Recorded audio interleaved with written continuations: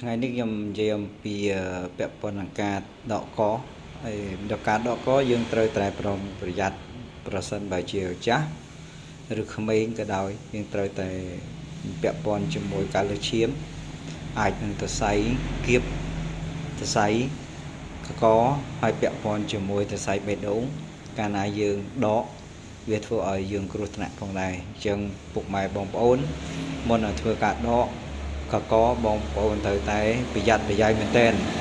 ប្រយ័ត្នទី1ថ្ងៃក្រោយខូចឆ្អឹងកងទី2អាចនឹងដាច់សរសៃឈាមទី3ធ្វើឲ្យកកមានបញ្ហាទៅថ្ងៃក្រោយបាទហើយលោកគ្រូចង់និយាយប្រាប់អំពីការដកកកហើយមិនថាយើងត្រូវដឹងថាខ្លួនយើងមានជំងឺលើឈាមឬយើងមានជំងឺគៀបសរសៃឈាមត្បៀតសរសៃឈាមឬជំងឺបេះដូងកាលណាយើងដក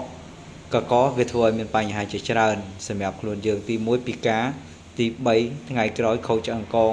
ទី4ធ្វើឲ្យ